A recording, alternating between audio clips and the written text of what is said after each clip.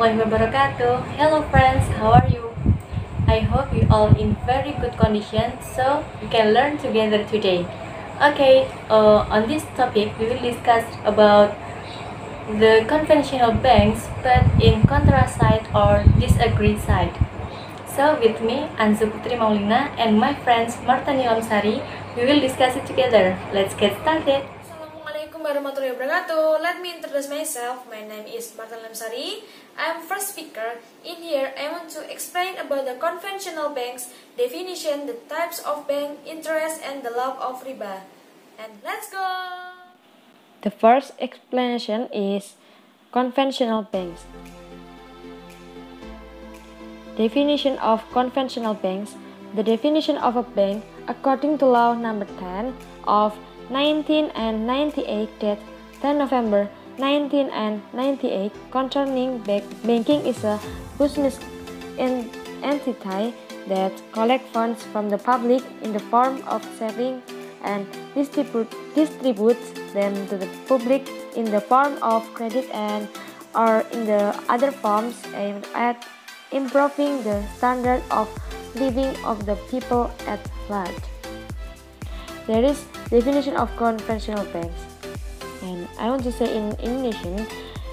Jadi di sini pengertian bank menurut Undang-Undang Nomor 10 Tahun 1998 tanggal 10 November 1998 tentang perbankan adalah badan usaha yang menghimpun dana dari masyarakat dalam bentuk simpanan dan menyalurkannya kepada masyarakat dalam bentuk kredit atau dalam bentuk lainnya. Jadi pengertian dari ini itu bertujuan untuk meningkatkan taraf hidup dari rakyat atau masyarakat banyak. Next, conventional banks are banks that are looking for profits and determining price to their customers using the following methods. First, setting interest as the price, either for credit price, savings products, or loan products. Second, using a fee-based system. Jadi, bank konvensional yaitu bank yang mencari keuntungan dan menentukan harga kepada para nasabahnya menggunakan metode berikut ini. Yang pertama yaitu menetapkan bunga sebagai harga, baik untuk produk simpanan, harga kredit, ataupun produk pinjaman. Jadi, ini ditentukan berdasarkan tingkat suku bunga tertentu yang dikenakan dengan istilah spread-based. Selain itu dikenal dengan negative spread. Jadi, simpanan lebih tinggi daripada suku bunga pinjaman. Jadi kondisi ini pernah terjadi pada akhir tahun 1998 dan sepanjang 1999. Yang kedua yaitu using a fee-based system. Dengan menggunakan sistem fee-based, yaitu pihak perbankan menggunakan dan menerapkan berbagai biaya dalam nominal atau presentasi tertentu.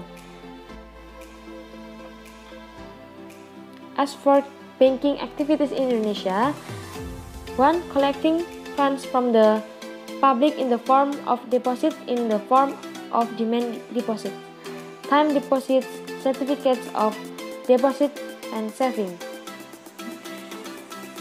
In here, as for banking, di sini adalah beberapa aktivitas dari perbankan di Indonesia.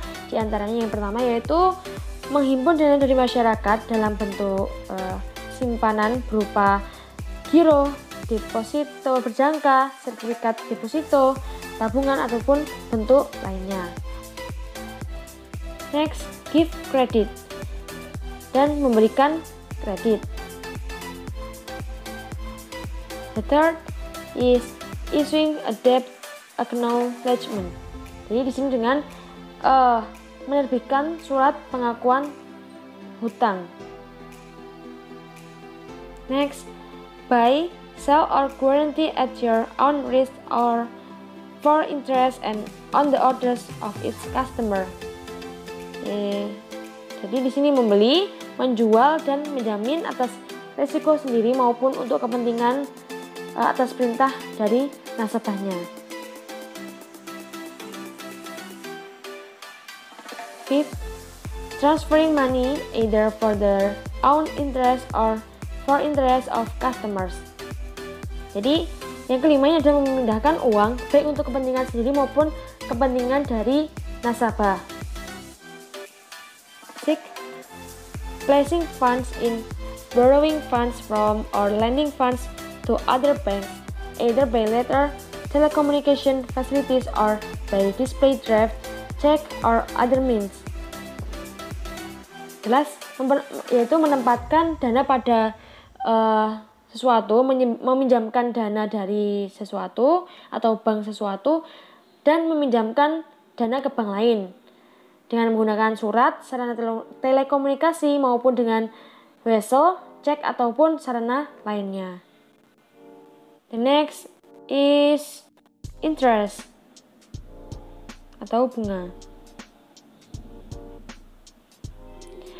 Interest or faidah is the addition charged in the transaction money loan al-qard, which is calculated from the principal of the loan without consider the utilization or principal yield, based on the tempo time, calculated with the certainty up front, and generally based on percentage. Jadi, bunga ini adalah tambahan yang dikenakan dalam transaksi pinjaman uang atau al-qard yang diperhitungkan dari pokok pinjaman tanpa mempertimbangkan pemanfaatan ataupun hasil dari pokok tersebut.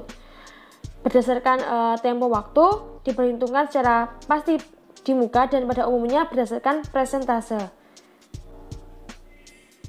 Jadi pada umumnya dalam dunia perbankan menerapkan prinsip konvensional ini terdapat dua macam atau jenis bunga perbankan, yaitu next.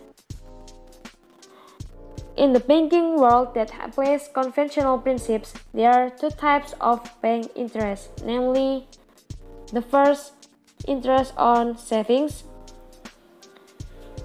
Deposit interest is in the interest given by the bank as a stimulus or remuneration for customers who save their money in the bank.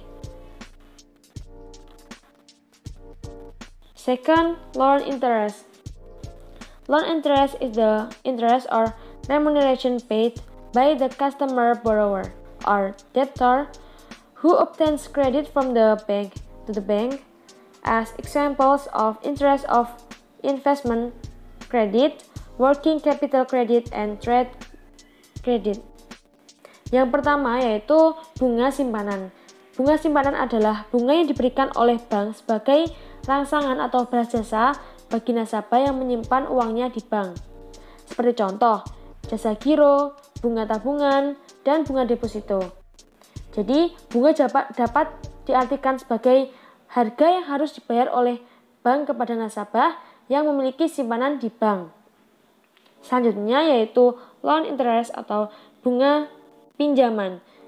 Bunga pinjaman adalah bunga atau balas jasa yang dibayar oleh nasabah, peminjam atau debitur yang memperoleh kredit dari bank kepada bank. Sebagai contoh, bunga kredit investasi, kredit modal kerja, dan kredit perdagangan. Bunga juga dapat diartikan sebagai harga yang harus dibayar oleh debitur atas pinjaman kredit kepada bank. Next, the main factor that affects the size of determination of interest rates is. Jadi, di sini ada beberapa faktor utama yang mempengaruhi besar kecilnya penetapan suku bunga, di antaranya fund requirements, competition, yaitu persaingan, government policy, kebijakan pemerintah, profit target as desired by the bank, target laba yang diinginkan bank, duration or jangka waktu, time period for taking deposit atau jangka waktu pengambilan simpanan, quality credit guarantee, kualitas jaminan kredit, company reputation, reputasi perusahaan, competitive products, yaitu produk yang kompetitif, good relationship dan hubungan baik. The last, third party guarantee, yaitu jaminan pihak ketiga. The next is understanding riba and its legal basis.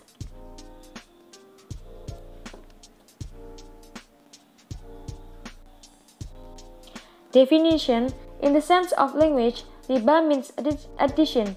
The classical Arabic tradition gives a more specific definition of usury, namely the addition of debt due to maturity.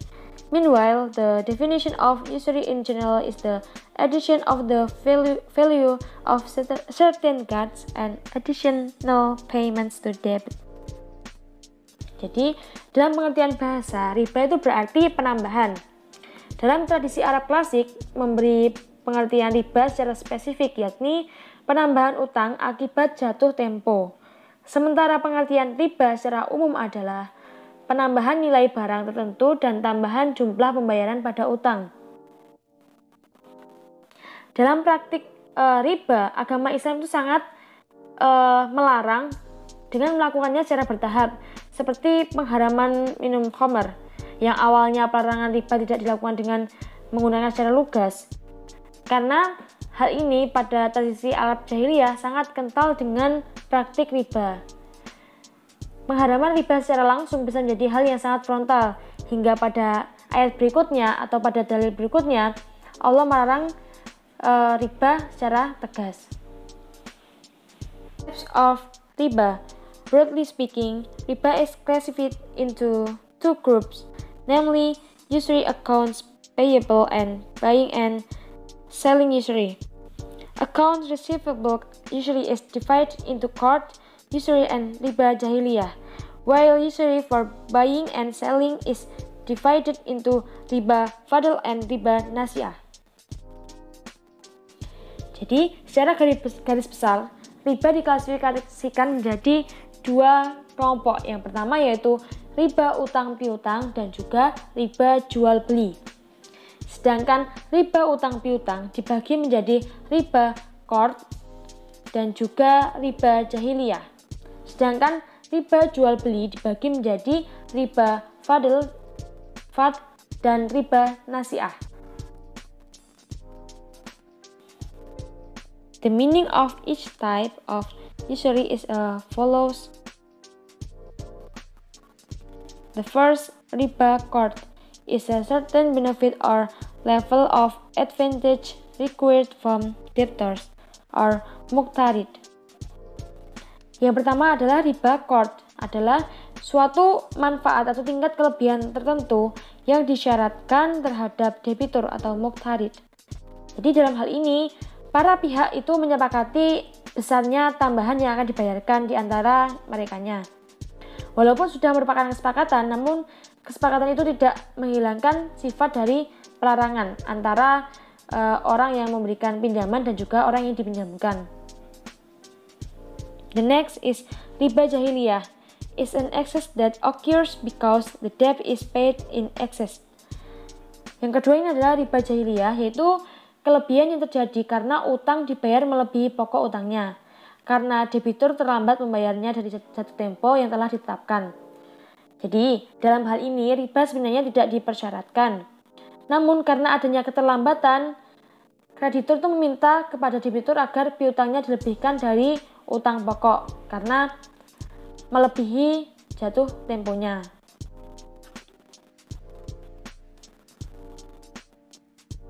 The next is riba fadl, is excess levels that occur in exchange for levels which is different between similar ribawi goods.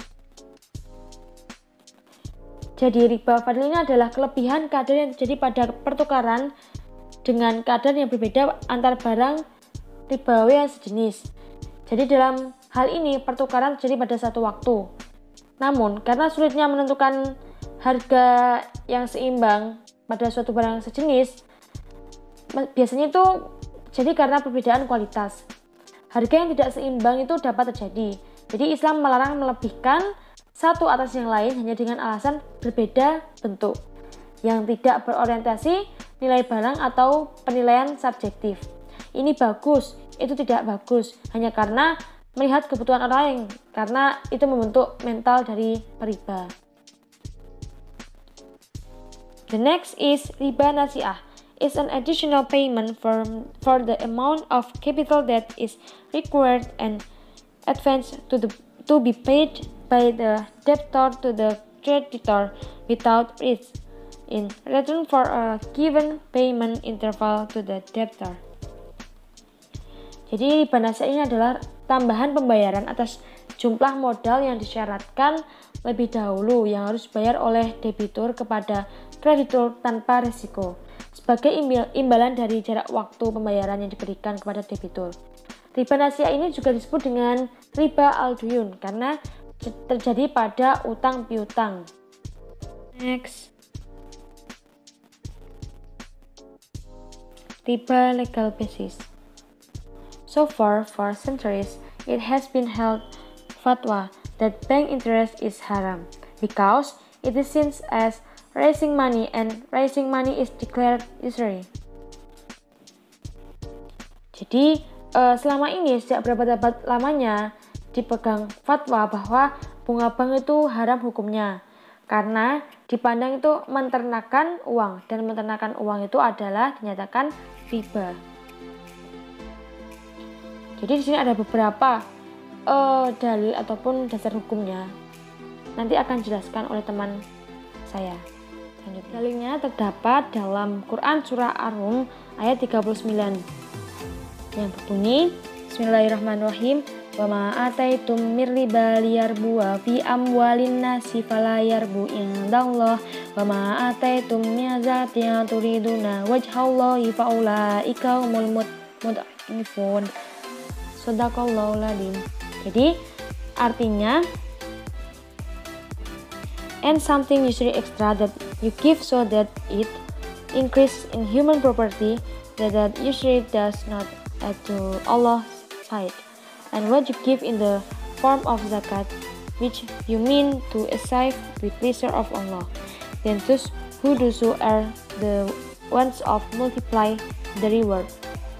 Ya berarti ada sesuatu riba atau tambahan yang kamu berikan agar dia bertambah pada harta manusia, maka riba itu tidak menambah pada sisi Allah.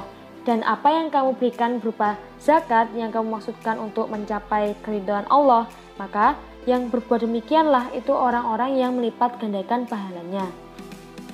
Jadi dalam ayat ini Allah memberitahu bahwa riba itu adalah menjauhkan dari keberkahan Allah dalam kekayaan. Sedangkan pemberian zakat akan diridhai oleh Allah Subhanahu wa taala.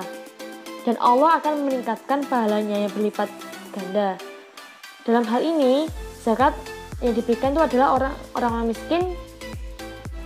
Jadi bukan pedagang. Pada zaman jahiliyah, meminjam adalah masyarakat miskin yang bukan pedagang. Jadi di sini Allah memberikan arahan kepada para pemilik harta yang telah dipilihnya, supaya mereka amanah menggunakan harta dengan cara yang baik, sehingga harta tersebut dapat berkembang dan mendapatkan kesuksesan di dunia dan juga di akhirat. Yaitu caranya dengan memberikan atau menginfakkan kepada kerabat dekat, orang-orang miskin, dan juga orang yang kehabisan bekal dalam perjalanan atau orang yang membutuhkan. Bisa dengan menafkahkannya dengan sifat yang umum dan di jalan Allah Subhanahu wa taala. Okay, next explanation will be explained by Anju Putri Maulina. Okay, I will continue about the other dalils have mentioned by Mbak Marta at first. So the second dalil is from Quran Surah Nisa chapter 4 verse number 161. Sorry for the typo. Bismillahirrahmanirrahim. Wa akhdhihimur riba wa qad nuhu anhu wa aklihim amwalan nasi bil batil wa a'tadna lil kafirina minhum adzaban alima. For the translation, I will use Indonesian so that we can understand together. dan disebabkan mereka memakan riba padahal sesungguhnya mereka telah dilarang daripadanya, dan karena mereka memakan harta benda orang dengan jalan yang batil, kami telah menyediakan untuk orang-orang yang kafir di antara mereka itu siksa yang pedih. Allah has mentioned in this verse about the illegal hook or rule about riba. We are prohibited to eat from the wealth that derived from riba and from jalan yang batil. Then if we are doing that, Allah has provided the nar or the hell for those people who do riba.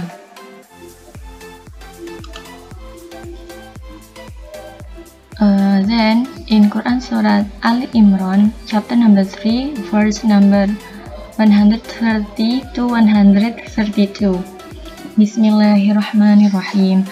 Ya ayyuhalladzina amanu la ta'kulur riba adhafan mudha'afah wattaqullaha la'allakum tuflihun wattaqun naral lati uiddat lil kafirin wa athi'ullaha war rasul la'allakum turhamun.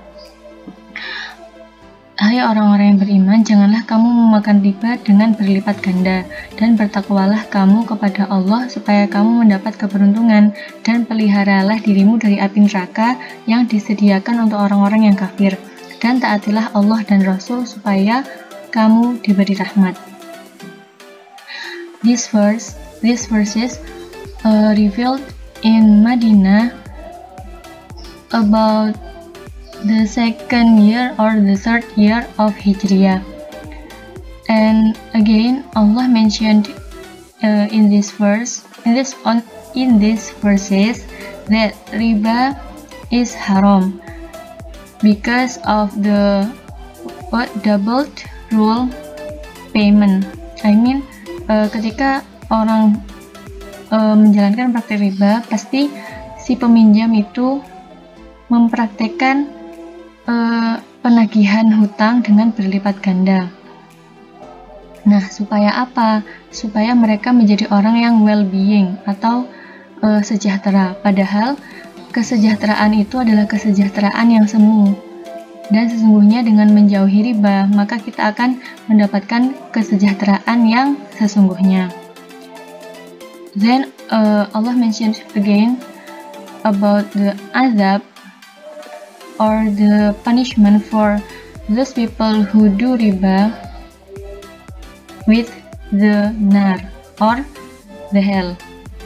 So in the last verse Allah mentioned, dan taatilah Allah dan Rasul supaya kamu diberi rahmat. Allah asked us, the Muslimin and Mu'minin, to follow His commandments, His prohibitions and others, so we will get rahmat from Allah Ta'ala. Okay, then furthermore in Quran Surat Al-Baqarah verse number 275 to 280,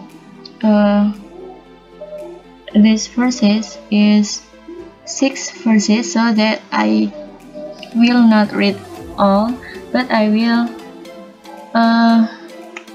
explain to you the main point of these verses. The main points are, first, Allah already mentioned at previous verses that riba is definitely haram, and we are prohibited to do this. Then Allah also asked us to avoid riba and doing sedekah. Also,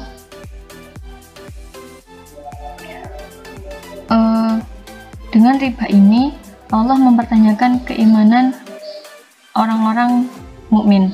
Dalam artian, jika mereka benar-benar beriman, maka mereka pasti akan mematuhi perintah Allah untuk menjauhi riba. Serta, if some of us have done this or did riba in the past, Allah is the most merciful and Maha penerima taubat. So don't afraid, just repent to Allah and Allah will forgive you.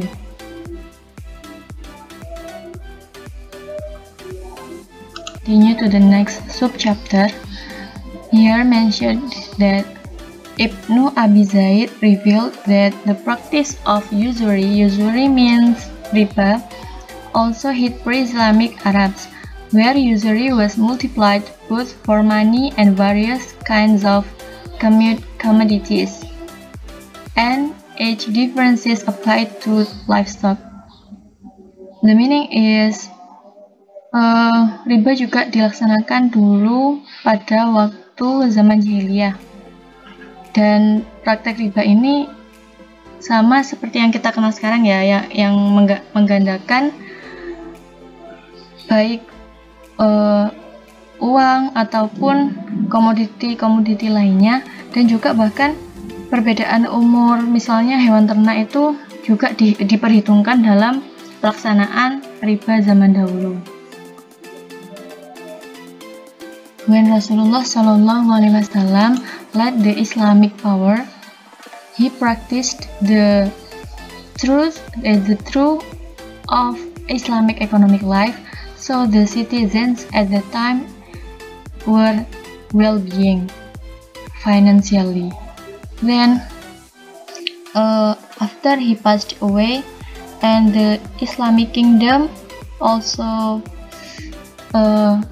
hancur satu persatu, juga diiringi dengan praktik riba, kemudian sistem ekonomi kapitalis, the cruelty of usury system, kekejaman dari praktek riba secara ekonomi dan sosial itu muncul ke permukaan, begin to surface. Nah, the public began to look back at this usury-free economic system that he had once dumped. Finally, the Muslim world also responded with enthusiasm to return to life without usury. Nah, jadi ketika kejelekan-kejelekan dari praktik riba ini muncul ke permukaan, halayak mulai menengok kembali bagaimana kesuksesan hidup tanpa riba, dan ini tuh disambut antusias oleh para muslimin. In the late 1970s, several Islamic countries began to develop financial industries without usury, especially after the establishment of the Islamic Development Bank as a result of the OIC session in Karachi, Pakistan, December 1970. Then Hasan, the leader of perguruan Persis Bangil, East Java, said that haram riba have several character as follows. First is forced atau terpaksa. Dalam artian, ketika seseorang itu berhutang, dia akan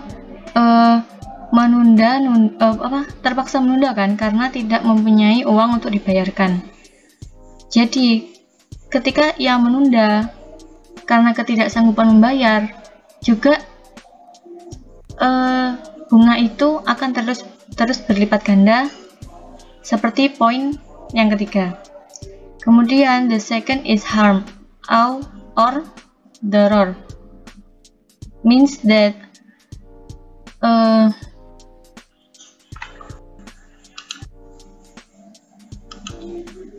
hampir memiliki persamaan kata dengan dangerous, yang bermakna terkadang orang yang meminjam itu, uang yang dipinjami tersebut tidak cukup untuk makan, minum, kemudian berdagang, kemudian membayar hutang. Jadi terkadang orang bisa meminjam namun tidak bisa mengembangkan uang tersebut, maksudnya menggunakan uang tersebut untuk berdagang atau mencari uang yang lain, sehingga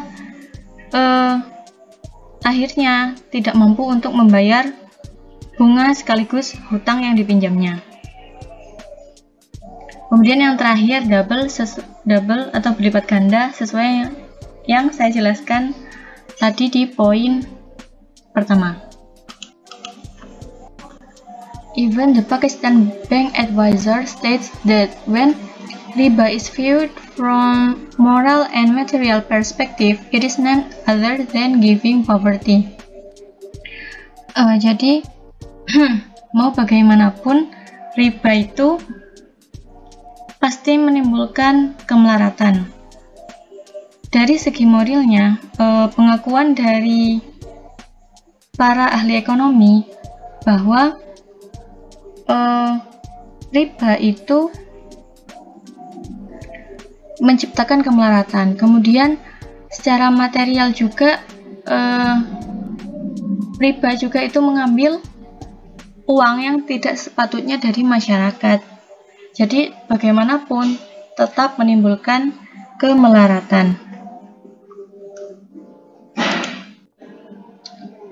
Nah, mungkin bagi yang meminjami uang atau pihak banknya akan sejahtera, namun itu bukanlah sejahtera yang sesungguhnya.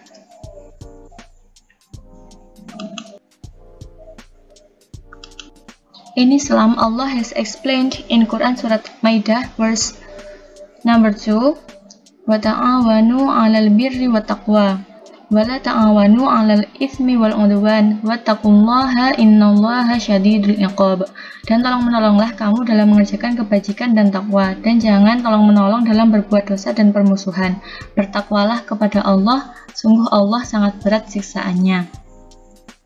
So in this verse Allah asked us to helping others, yang mana mungkin sebagian menilai meminjami uang, bank meminjami uang kepada masyarakat itu bentuk pertolongan. Namun itu bukanlah pertolongan yang sebenarnya yang disyariatkan dalam Islam, tapi malah justru menjerumuskan ke dalam kemelaratan dan ketidaksejahteraan. So here we are in the last subchapter of this topic. So the negative effects caused by bank interest are as follows. First, causing exploitation by the rich against the poor. It means the rich or the haves who has much money giving credits to the poor without thinking how they will pay it later. Maksud saya, orang yang meminjami si miskin itu tidak memikirkan bagaimana mereka akan membayar hutang tersebut. Dalam artian, ya udah, mereka meminjami, yang penting saya nanti dapat bunganya sebagai profit saya, seperti itu. Then the second is the large capital money controlled by the haves is not channeled into productive endeavors. Maknanya ialah ketika orang-orang yang kaya tersebut memiliki banyak modal, modal-modal tersebut tidak diarahkan ke pembentukan lapangan kerja atau hal-hal produktif lainnya, tetapi ditanamkan di bank, dipinjamkan ke bank untuk menghasilkan bunga. Kemudian the third is could lead to business bankruptcy. Ya, ini sudah konsekuensi. Artinya kita kan tidak tahu ketika seorang itu meminjam modal di bank, apakah usahanya atau perdagangannya, misalnya jika untuk berdagang itu akan berhasil atau gagal. Jika ketika meminjam uang di bank kemudian digunakan untuk usaha dan gagal, otomatis bangkrut, dan jaminan yang dijaminkan di awal pasti akan ditarik oleh bank, sehingga sudah bangkrut dan tidak mempunyai apa-apa lagi. Kemudian the fourth is riba can cause enmity between individuals and reduce the spirit of cooperation or mutual help with fellow humans. Jadi riba juga bisa menimbulkan permusuhan, baik secara individual ataupun kelompok ya.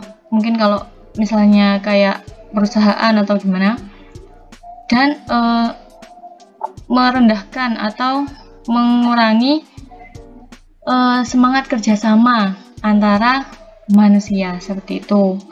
Kemudian the last is riba is a form of colonialism. Nah, ini sudah saya jelaskan di awal bahwa terkadang orang menagih hutang itu tidak dengan cara yang baik-baik, bisa dengan cara penganiayaan atau azum.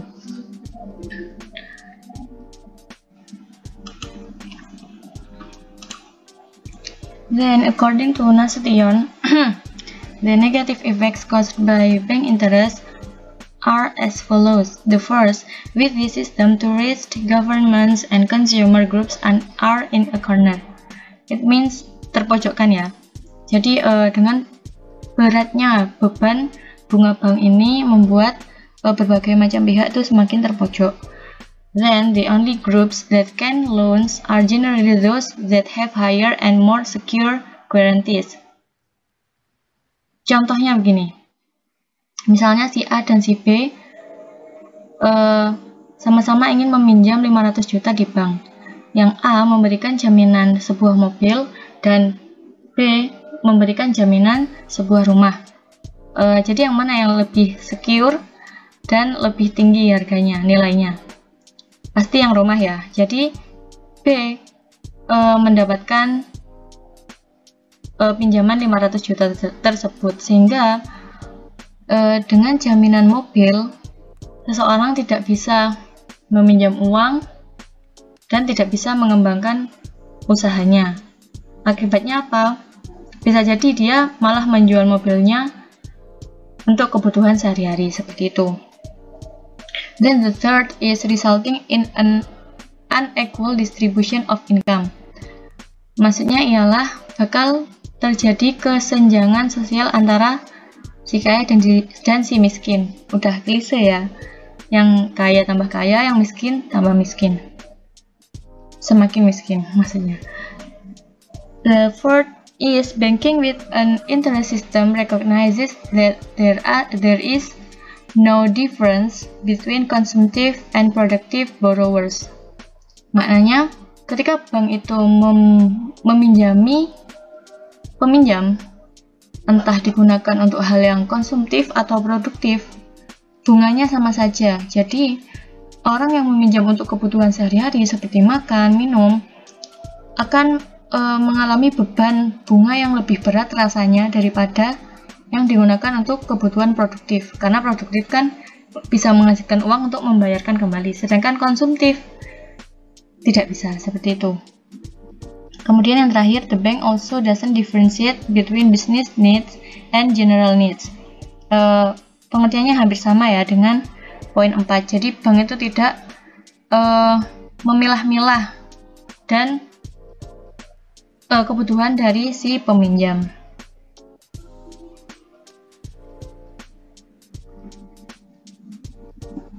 There is our presentation, more or less. Please apologize.